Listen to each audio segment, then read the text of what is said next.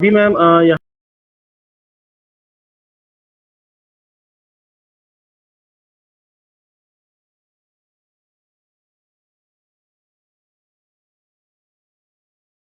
yes so just yeah. Good morning everyone. So hope you all are fine and doing well with your good health. So I am Dr. Adishyam, Assistant Professor, Department of Life Sciences, Parallel Institute of Applied Sciences, Parallel University. So welcome you all. Then, into the continuation of Parallel University webinar series, today is our guest is Dr. Anju Papachan, and she is assistant professor in Central University of Gujarat, uh, Gandhinagar. The brief introduction of Anju ma'am is she did her PhD from India's one of the best institute, that is Indian Institute of Science, Bangalore, under Professor M.R. Murthy sir, and she completed various national projects in her credit, like DBT Biocare, DBT Fast Track, DBT RGYI project, and she also coordinator of DISC Center, Indian Institute of Advanced Research, Gandhinagar. So and she is also a recipient of different awards and honors like BioCare Women Scientist Award, SERB Young Scientist Award, CICS INSA Travel Grant from Cambridge University, UK. So these are the list, and I invite Dr. Anju ma'am to deliver her talk on the topic biological macromolecules dash protein from a sequence to structure. So please, ma'am, please. Thank you, Dr. Adesham. So let me share my slides with you. Yeah.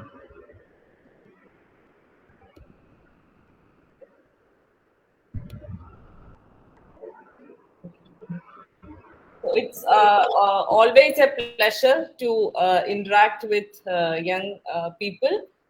So today, what I'm going to talk to you about is the macromolecules, proteins from sequence to structure approach.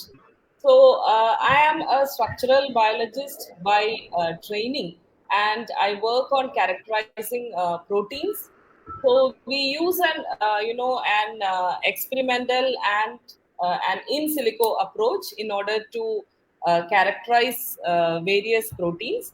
And I'll be talking from my own experience, the way we look at proteins when we start with the sequence.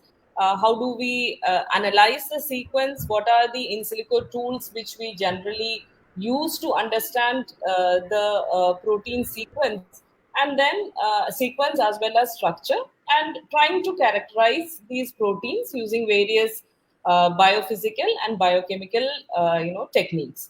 So that will be what I'll be talking about today. So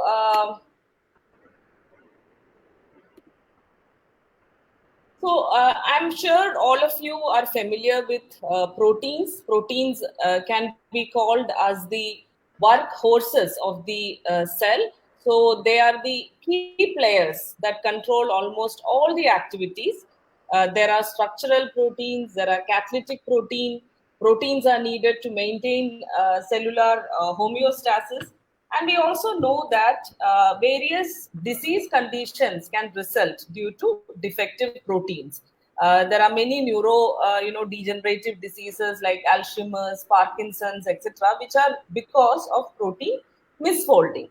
So all these is just to give you an understanding that proteins are very important for to sustain living organisms. Uh, Proteins have different levels of structure. I'm sure you're also familiar. You might have learned about the levels of protein structure, starting from primary structure, which is just the amino acids linked to one another by the peptide bond. Then comes the secondary structure, which are the alpha helices, the beta sheets, where there are regular secondary, hydrogen bonding pattern, which results in these secondary structure. The next level of structure is a tertiary structure where the proteins will, the polypeptide chain will now fold into compact domains, and it will result in a tertiary structure, which is actually also the native structure and the functional structure of proteins. And then comes a quaternary structure where you may have more than one polypeptide chain to form multimeric proteins. So these are the levels of protein structure. Now, earlier, any kind of protein chemistry studies before all these bioinformatics was developed. Traditionally, we used to understand proteins using various in vitro as well as in vivo technique. But in modern protein chemistry, in silico studies are equally important. So when we do an in silico analysis of the protein sequence as well as the structure, they can actually complement your experimental work. They can supplement your experimental work. In fact, we can say that today computers are laboratories. They perform to perform virtually various experiments which will help us to understand proteins better. So there are many bioinformatic tools, many databases by which we can correlate protein sequence with their structure and function. So in my group, we work, to characterize different proteins. Some of these are pathogenic proteins. Some of these are, important regulators in the cell, which are involved in protein translation. Some of these are stress proteins. But whatever the protein we are studying, our approach is kind of similar. We use, we do the structural and functional characterization of these proteins using an in silico as well as an experimental approach. So in today's talk, I will start with the databases and tools which are commonly used in protein characterization. Uh, so under this, we can see tools for sequence analysis, tools for structure analysis, and after which many of these tools are very, you also must be familiar. But I will just tell you the the order in which once we get a protein, how we go about from the sequence to the structure. And then after this, I will give you an example where in silico studies aided experimental studies in protein characterization. This is the work which we have done in our lab, which I will be talking to you about. So, if you look at this particular picture, you can see, this will give you an idea on how or what kind of bioinformatic analysis you can do when you get a sequence. So, if you have a genome sequence, you can get the protein sequence from the genome sequence. And if you look at it horizontally, you can do a lot of sequence analysis like sequence alignment, sequence-based structure alignment, phylogenetic tree construction, and so on, finding homologous sequences, finding signature patterns, and so on. And if you look at it vertically, you can see how from the sequence you can deduce the structure. You can understand the structure. You can study the surface characteristic of the protein. You can do molecular dynamic simulations. You can do docking studies in order to understand your protein better. So you can characterize it both sequentially as well as structurally. So first of all, when we want to work with a protein, you need the protein sequence. So you have to retrieve the protein sequence, and I presume all of you must be having or attending some bioinformatic class, in your BSc or MSc. And there you might be taught about databases like NCBI, UniProt, GenBank, etc., where you can retrieve the sequences. So for retrieving protein sequence, you can use UniProt or you can use NCBI, and you will get the amino acid sequence of the particular protein that you would like to work with. So once you have the sequence, you might be wanting to know what are the various physicochemical parameters by doing a sequence analysis. And one of the most common tools most universally used to understand the physicochemical parameters from the sequence of a protein is a tool called as protperam. So it will give you various aspects of your protein, like the molecular weight of the protein, what is the isoelectric point of the protein, or what is its instability index, based on how much, based on the amino acid composition, it can give you an idea of that. So this is available in Expressy. If you, paste your amino acid sequence and you compute the parameters, all these physicochemical parameters of your protein is given. Many a times in our lab, the protein which we want to work with, we go ahead and clone the gene, and we express the protein in an recombinant protein expression. So many a time we want to know whether our protein will be well folded or not. So for that, we use a tool which is called as the fold index, again based on the amino acid composition, your amino acid sequence. This gives you a prediction whether your protein is well folded or not. So in this picture, I have given an example, which is a fold index prediction for a C-terminal disordered protein. So this is a residue number. This is a fold index. So when the protein is disordered, then it gives a different color code, and the disorder might be due to the amino acid sequences which are present in the C terminus. So this kind of analysis is useful because many a time, if your protein is not well expressing, we can plan mutations based on this kind of predictions. We can delete out some of the unfolded region and then reclone it and try to do the protein expression. Uh, then the next aspect which you would like to know about your protein is, what are its signature pattern. So every protein family will have some signature pattern or motif which is unique to that family. So in order to identify that, there are many tools. One tool which we use in our lab is a tool called as ScanProcyte, where if we again give the sequence, we can identify what are the signature patterns and the motifs. Another tool which we use very commonly is the meme. Meme also, here you have to give a multiple sequence alignment of related proteins, and it will identify the signature patterns and motifs found in your particular amino acid sequence. So this I'll show the the example where we have done these analysis for our for the protein that we have been studying in our lab. Then comes various sequence alignment tools. I hope all of you are familiar with different pairwise sequence alignment and multiple sequence alignment tools, which are available in European Bioinformatics Institute site. These are very simple to use, and if you have any bioinformatics course, I'm sure you might have done all this. To find homologous proteins, you do the blast analysis. So again, this is a program which I think every life science student will be, or a biology student will be using at some point of time during their studies or during their research. And there are various blast tools when blast, will search for homologous proteins in different databases.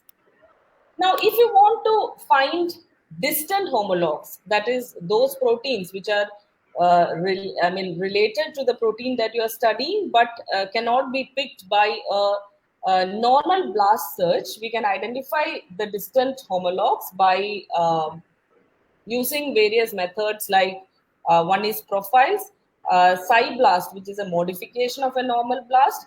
Then you can use HMM, hidden Markov models, in order to identify the distant homologous proteins. Coming to again, continuing with sequence analysis, we would like to know what is the evolutionary pattern of that particular protein. You can do a phylogeny analysis. Again, there are many tools to do the phylogeny analysis.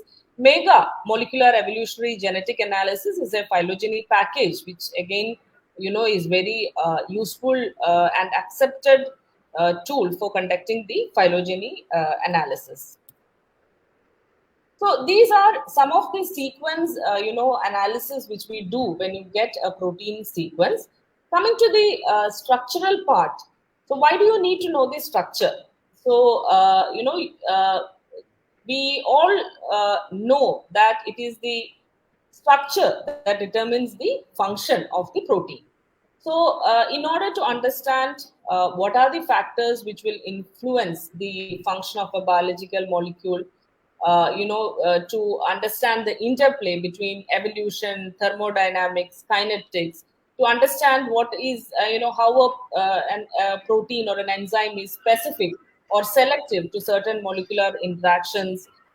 Then to understand the dynamic aspects of macromolecular structures.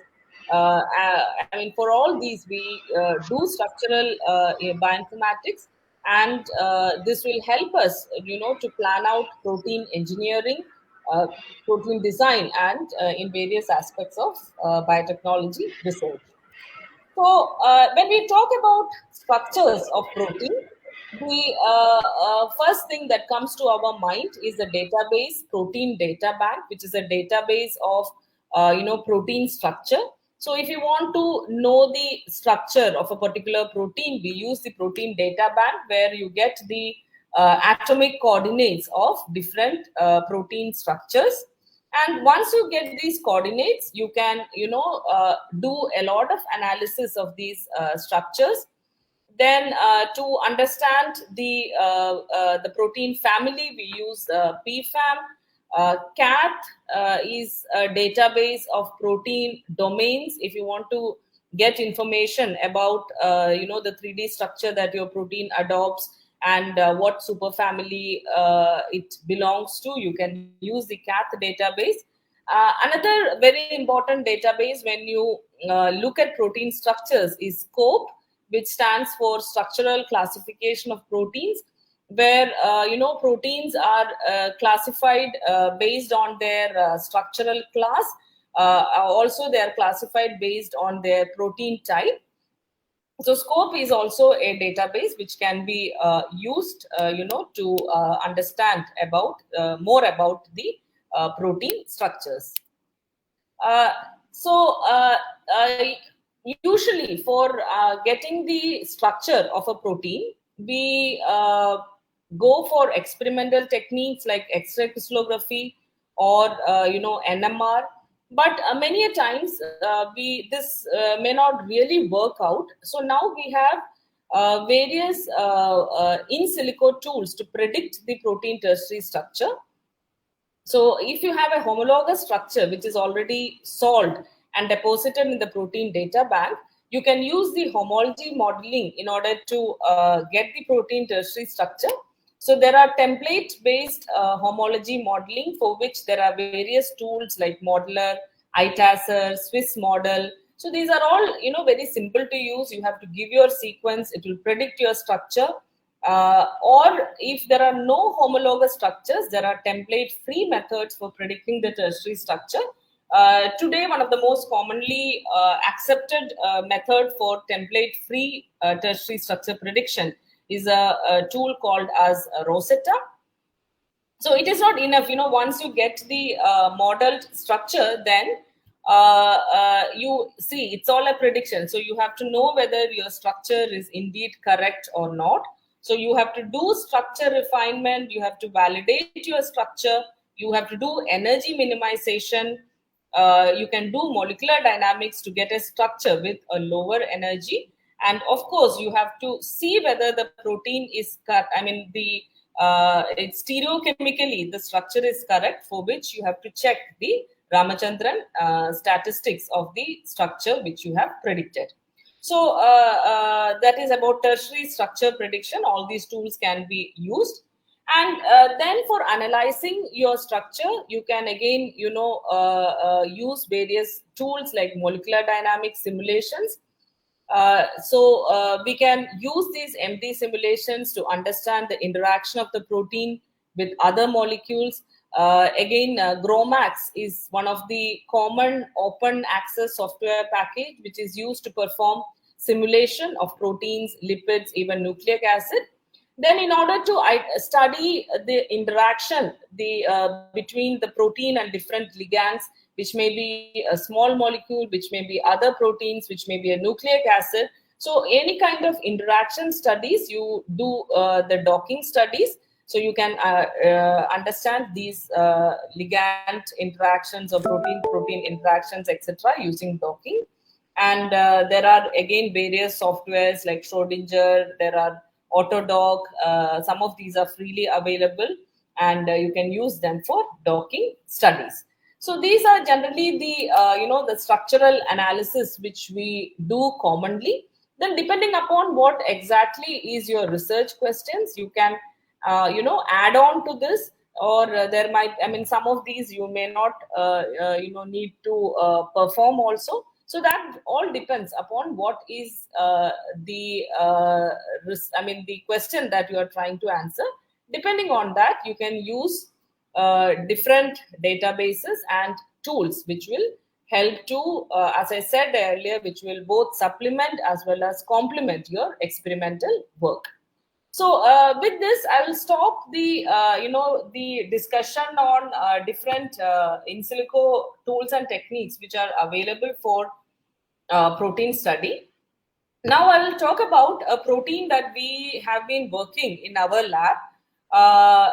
This was, we started it as a drug target against leishmaniasis. But while we are, characterizing this protein, we also found it a very interesting model to understand more about, a particular group of proteins which are called as phosphoribosyl transferases. So this is a protein that we have been working on since many years. This is a xanthine phosphoribosyl transferase from Leishmania donovani, and we have tried to understand the structure function relation of this unique protein using an experimental and an in silico approach. So one of the interest in our lab is finding a drug target against or understanding the leishmanial parasite, and characterizing different drug targets which are present in leishmania. So leishmania are protozoan parasites, intracellular protozoan parasites. They are responsible for the disease leishmaniasis. It has two forms. One is the amastigot form, which is intracellular. Amastigot means it is non-motile, and then this is a form which is present in humans. And leishmania can exist in another form, which is a motile form called as promastigot, and it is found in the alimentary tract of sandflies. Sandflies are the insect vectors of this particular parasite.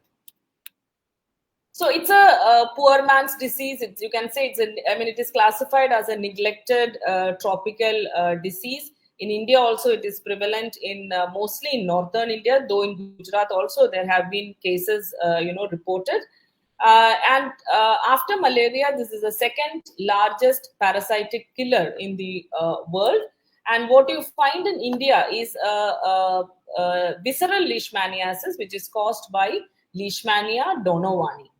Now, though there are several treatments existing presently against for treating leishmania, there are various problems associated with it. There are limited number of drugs. The existing drugs have serious side effects. There is emergence of drug resistance in the parasite. So the solution is we need to find, more, novel and more specific drugs. And for this, we have to use an approach which is target-based drug discovery. And so the strategy is to target those proteins in the parasite which are essential for the survival and the viability of the parasite. At the same time, it is absent from the human. Or if that that particular protein is present in the human, it is not essential for its survival, and it is sufficiently different from the human homologous protein to allow its selective inhibition. So that is a strategy which we follow. And in this study, we concentrated on a protein which is called as xanthine phosphoribosyl transferase from the purine salvage pathway. So, purine salvage pathway is leishmania cannot synthesize purines de novo, and they are totally dependent on the purine salvage pathway, whereby they salvage the purines from the human host. So, which means that all the enzymes which are involved in the purine salvage pathway are very important, and if you try to target these enzymes, then the parasite, the leishmanial parasite, cannot survive. So we looked at different proteins catalyzing different steps of the purine salvage pathway, and we found that there are these phosphoribosyl transferases. I mean, I think you might have learned purine salvage pathway in your biochemistry course. So there are phosphoribosyl transferases which play a major role by converting purines to nucleotide monophosphates. And we found that there is an adenosine phosphoribosyl transferase, hypoxanthine guanine phosphoribosyl transferase, and a xanthine phosphoribosyl transferase present in leishmania. And this particular enzyme, XPRT, converts xanthine, it interacts with xanthine and phosphoribosyl pyrophosphate and converts xanthine to xanthine monophosphate. Now, the speciality of this particular enzyme is that the XPRT is absent in case of humans. So, two things. One is XPRT is present. I mean, it's an important protein of the purine salvage pathway.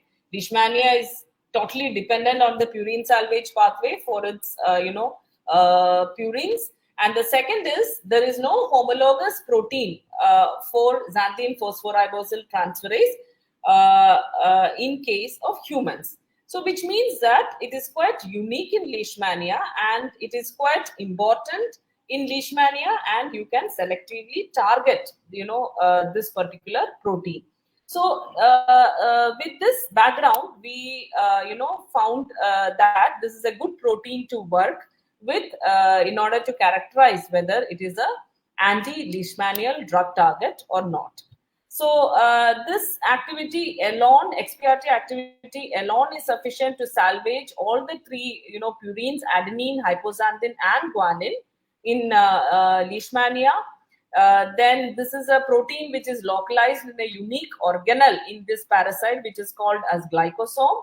And it has a very unique substrate specificity, non-existence in human, and so they are potential targets for parasite-specific drug discovery. So we started with a bioinformatic analysis. Now we did a phylogeny analysis because XPRT was not present in many organisms across the tree of life.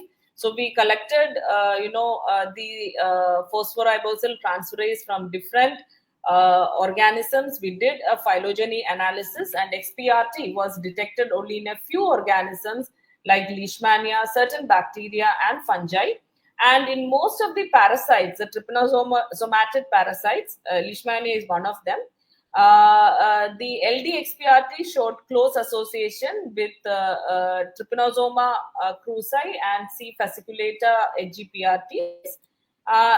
And when we did a sequence analysis, using all the tools which I had explained in the first part of my presentation, this is a multiple sequence alignment which we did. We found, what are the signature patterns, which are the important regions, the active site residues, the various loops which are involved in interaction with the substrates, like, all these are marked here. And we also found that in case of XPRT, there is a unique region when compared to other phosphoribosyl transferase in the N-terminus. Now, so we were, intrigued to know what is the function of this unique stretch of residues which are found in only the XPRT of leishmania compared to other phosphoribosal transferases. This is the MEME output. MEME, again, I had shown you in the earlier part of the presentation. This is again to identify the various motifs present in your protein that you are studying, and you have to do a multiple sequence alignment of homologous proteins first, and then do the MEME analysis. So here also we found that that unique motif which was present only in leishmania compared to other ribosal transferases. Then we also compared the structure with the human, nearest human homologous structure, which is the hypoxanthine guanine phosphoribosal transferase of human, and we found that there are significant differences in different motifs, especially in a domain called as the Hood domain, which is important for its activity. And so we, since there is significant difference between these two proteins, we could target we could go ahead and understand the protein as a we can go ahead with our hypothesis that leishmanial XPRT is an important anti-leishmanial drug target. So, since the crystal structure of this was not available, we did the homology modeling of the protein. So, this was using the ITASR server. We did the homology modeling. Since it was a predicted structure, as I said earlier, we need to validate the structure. So we did we did energy minimization. We did various validation tools like using Ramachandran plot. This is something called as the ERAT plot, and so we found that it is a well predicted structure. Most of the residues were in the allowed region of the Ramachandran plot. We compared the C alpha position of LD XPRT, leishmanial XPRT, with the closest human homologue, that is a human HGPRT, and this figure actually shows the amino acids of the Leishmania donovani XPRT and the root mean square deviation of the C alpha positions when you compare with the human homologue. And there are many regions where you can see, there are a lot of differences between the human HGPRT structure and the L donovani XPRT model. Now, in the meantime, we also were interested to understand, what is the substrate specificity of these enzymes.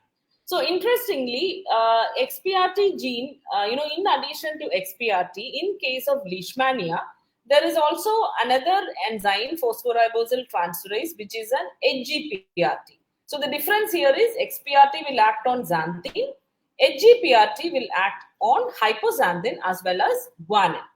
So if you look at various organisms, the XPRT gene is present only in very few organisms, and most of the other protozoan parasites do not have an XPRT gene, but what they have is an HGPRT which has evolved to take the function of the XPRT also. And basically what I want to say is they have HGXPRTs. So these phosphoribosal transferase can act on hypoxanthine, guanine as well as xanthine. Whereas in case of leishmania was unique because it had a separate XPRT which can act on, XPRT can actually act on all the three. The leishmanial XPRT can act on guanine, hypoxanthine and xanthine, but its preferred substrate is xanthine. And in addition to XPRT in leishmania, it also had an HGPRT which could act only on guanine and hypoxanthine. It cannot act on xanthine. So this was actually very unique when you look at the evolution of this protein, that there is such an organism where you have a separate XPRT and a separate HGPRT. So that kind of intrigued us, since we are protein chemists, and we would like to understand how these proteins have evolved or what are the molecular determinants of these unique substrate specificity. So in order to understand this more, Side by side, while us characterizing these proteins, we also did a detailed study, and we saw that the difference between guanine, hypoxanthine, and xanthine is only in the the second carbon position of the purine ring. So in case of xanthine, it does not have any exocyclic group. In case of hypoxanthine, you have this O, and you have an NH2 in case of guanine. So we assume, that is the only difference between the exocyclic group present in carbon 2 of the purine ring is the only difference between guanine, hypoxanthine, and xanthine. So we assumed that those amino acids of the protein which will be specifically interacting with the second carbon position must be the determinant of this unique substrate specificity.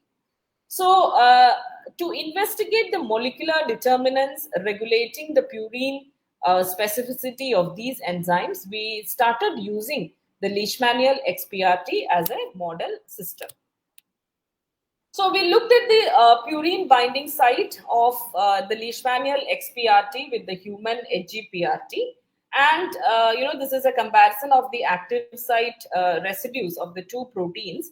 And we found that, the purine binding residues in human HGPRT are listed here. There's a lysine, there's a phenylalanine, there's a valine, there's an aspartate. And the corresponding residues in LDXPRT were the lysine was conserved.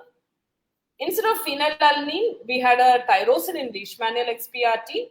In place of valine, there was an isoleucine. In place of aspartate, we had a glutamate.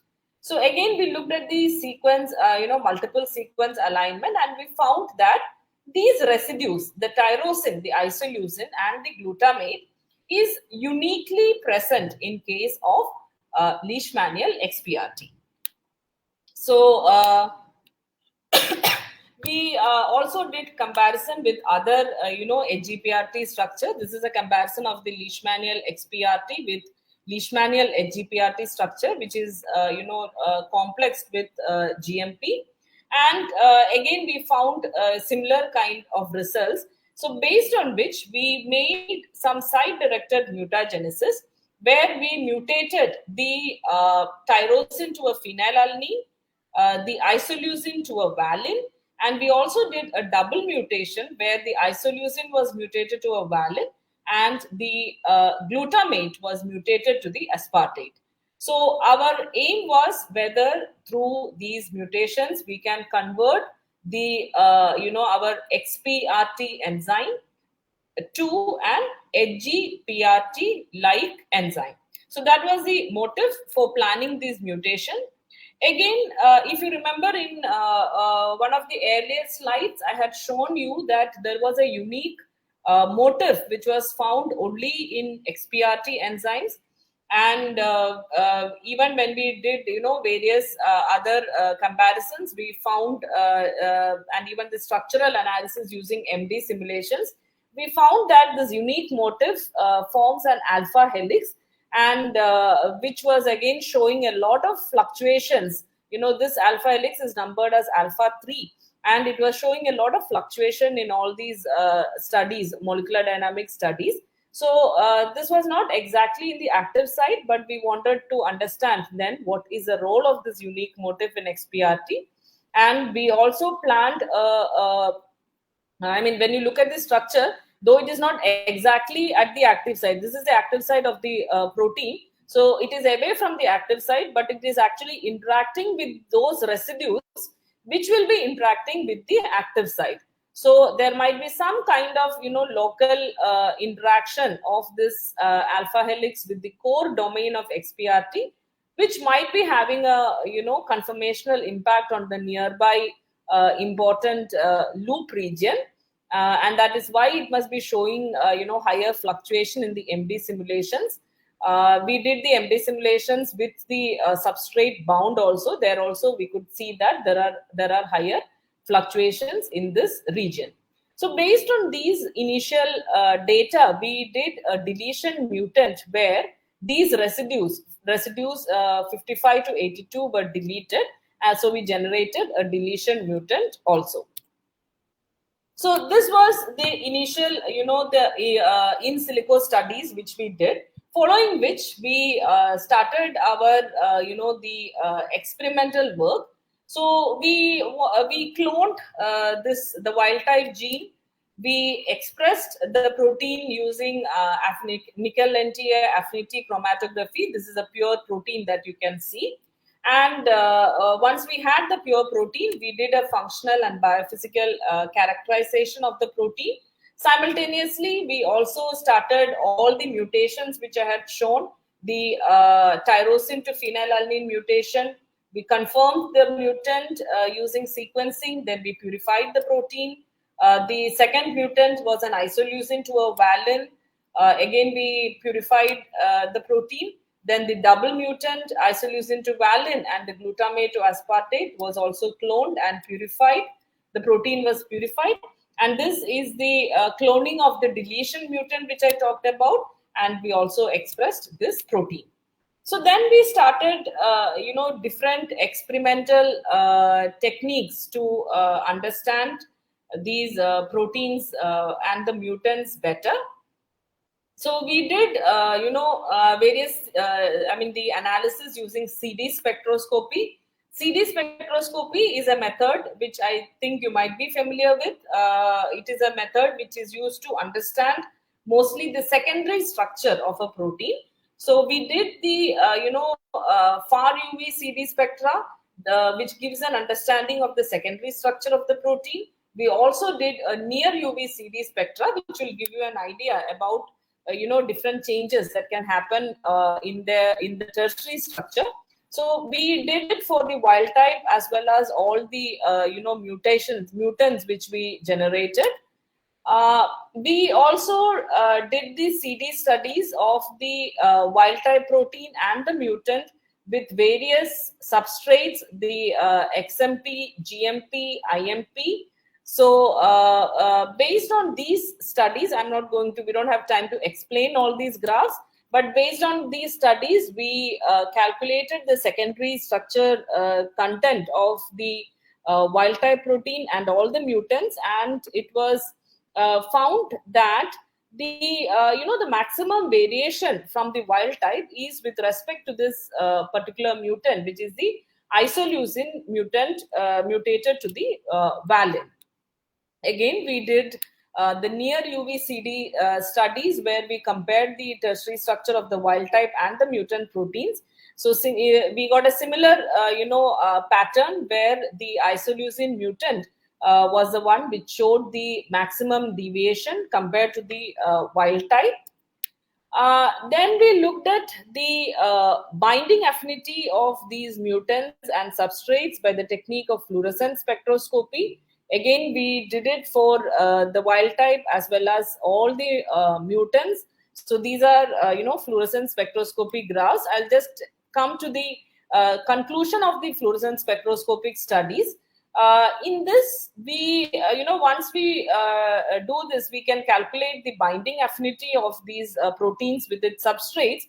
And again, when you compare the wild type with the other mutants, we found that in case of the isoleucine single mutant and the double mutant, where the isoleucine was mutated to valine and the glutamate was mutated to aspartate, we found that the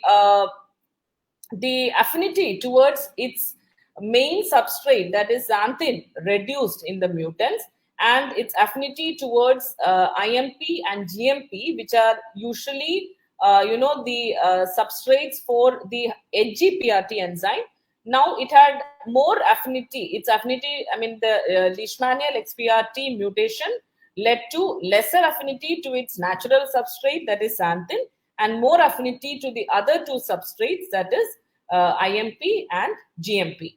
So we could kind of say that this particular mutation of this isoleucine could convert the XPRT enzyme to an HGXPRT like enzyme. So this is, a classical example of protein engineering, where you, based on these sequence studies and structure studies using these spectroscopic techniques, we could say that we mutated the XPRT protein to behave, or we engineered the XPRT protein to behave more like an Hg XPRT like protein. So its binding affinity or substrate specificity was changed due to this mutation. To confirm this, we also did the enzyme kinetic analysis of the wild type with all the mutations. So the you might have learned enzyme kinetics. So we calculate Km, Kcat, Bmax, and so on. And even from the enzyme kinetic analysis, we got a very similar result like our fluorescence spectroscopic studies. Indeed, the isoleucine mutant had reduced affinity towards xanthine now and increased affinity towards hypoxanthine and guanine.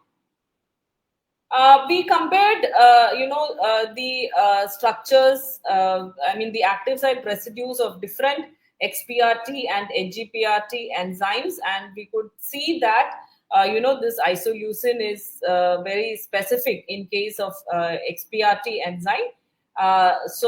This work was very recently, published in FEPS.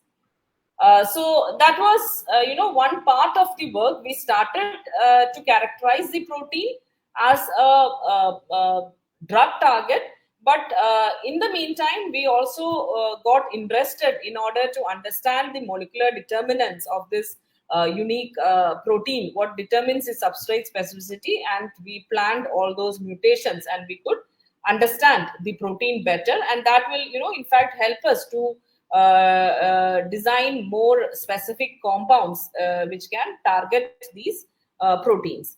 Now, the next part of the work was we had to do the screening of various inhibitor compounds to identify a good inhibitor for this particular protein. So we did virtual screening. We chose many XMP analogs, various already known HGPRT inhibitors, various natural compounds which were reported to show anti-leishmanial activity. So here again, we started with an in silico, study where we did a virtual screening, and we identified some of these compounds which has good binding energy with the XPRT enzyme. Now, following this, we chose, we procured some of the compounds which in our prediction, it showed, very high affinity towards the XPRT enzyme. So we procured some of these compounds, and then we did the inhibition studies. So we saw whether these compounds could actually inhibit the enzyme activity. It could in fact, inhibit the enzyme activity. These are the structures of the compounds which we had chosen. Um, we did the enzyme inhibition studies. We plotted the Lineweaver-Burke plot for of enzyme inhibition for all these compounds in order to identify what kind of inhibition these proteins are showing. So some of them were showing competitive. Most of the compounds were showing competitive inhibition with the xanthine, and we also did the inhibition study with the second substrate, which is PRPP. So these were the compounds which we had selected. So this gives you the Ki, the inhibition constant, and you can see what is the kind of inhibition, whether it is competitive or non-competitive. So except for these two compounds, caffeine and parthenolide, all the other compounds showed competitive inhibition with both the substrates, xanthine as well as PRPP. Now, see, whenever we do an in silico prediction, we have to, experimentally prove it. So the first experimental proof for the inhibitors were the enzyme studies. We also did studied the binding affinity of these inhibitors with LDXPRT using fluorescence quenching experiments. So even in the fluorescence quenching experiment, we got similar binding constants and a similar pattern. So there were two compounds which were really showing good the binding with the XPRT enzymes. Again, we characterized these further using the CD spectroscopic studies also. And here also we could identify the effect of inhibitors on the structure of LD-XPRT, and of which, there was not a very significant change in the structure with the, secondary structure with the inhibitors, but based on our fluorescence studies and our enzyme inhibition studies, we could actually choose two particular compounds which are effective inhibitors of LD-XPRT. So these were the studies that we conducted in this, particular protein. We are still continuing with more mutations in order to understand more about the protein. We also would like to test these inhibitors in vivo, whether they will be inhibiting the actual, leishmanial parasite or not. But based on whatever I have shown you till now, the conclusions of the study was LDXPRT was significantly different from their nearest homologous protein in humans. Using our sequence and structure analysis, we identified three probable residues which are listed here, which may be the basis for the purine-based specificity. Then our mutational studies showed that the isoleucine to valine mutation and the isoleucine to valine and the double mutant of isoleucine to valine and glutamate to aspartate converted the LD-XPRT enzyme to an HG-XPRT and like enzyme, where it has improved affinity for the other two substrates, that is hypoxanthine and guanine. Our studies established that isoleucine 209 might be a principal residue responsible for LD-XPRT, affinity towards xanthine, and probably valine prevents the presence of valine, which is usually present in HGPRTs, might be preventing the binding of xanthine, and glutamine may be preventing the binding of hypoxanthine and guanine. We did an analysis of the microenvironment, of base recognition, which I didn't actually explain. But based on this, we could conclude this. We could come to this conclusion, and this actually can be a key structural element on which we can do the structure-based drug designing of specific inhibitors to this enzyme. We had also done an aromatic residue mutation, which didn't show any effect. It was very similar to the wild type, which means that the aromatic interaction is basically a pi-pi interaction between any aromatic amino acid present in the active site, with the purine ring. It does not impart any particular specificity for the nucleobase. And okay, I had forgotten to show specifically the effect of that unique motif. What happened when in the deletion mutant is that the deletion mutant, though was purified, it didn't show any activity in the enzyme kinetic studies or fluorescence studies and so on. So, with the mutation, we actually abolished the activity of the enzyme. So, that means that it might be playing an important role in stabilizing the interaction of the enzyme with the substrate during the enzyme reaction. Coming to the enzyme inhibition studies, our studies gave 4 competitive inhibitors. The short names are listed here. They can compete with both the substrates, xanthine as well as PRPP. And if you look at the structure of these 4 inhibitor compounds, they all had phosphate groups, and we found that the compounds which had a single phosphate group was showing more inhibition towards LD-XPRT. And to conclude, I would also like to say that among these, the 2 compounds, DGDP and CGMP, in fact, are already found to be inhibitors of the other phosphoribosyl transferase enzyme, which is HGPRT. So these two compounds, will be very good inhibitors if we work further on that, because targeting multiple enzymes of the same pathway is a very good strategy for target-based drug discovery. So in our study, where we have identified these two compounds which can inhibit XPRT as well as HGPRT enzyme of the purine salvage pathway. If we try to optimize these compounds, it may give potential drug molecules against leishmaniasis. So that is all what I want to say. So basically, today life science research is highly interdisciplinary. You have to use, various techniques. It may be biochemical methods, biophysical methods, in silico methods, in order to understand and your research problem better. So that is what I tried to show you by showing an example of characterizing this XPRT protein, which we have been working on in our lab. So if there are any questions, I can take them. Thank you so much, ma'am, for your informative and concept clearing talk.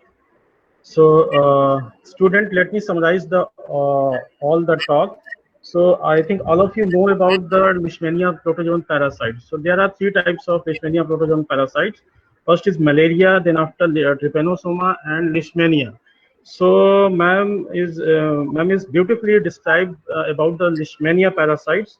So, from their sequence analysis, database information, tools for prediction of their function, and finally the structure. So she has also mentioned some techniques like MD simulation, molecular dynamic simulation, CD analysis, cloning, expression purification, and structural determination by X-ray crystallography.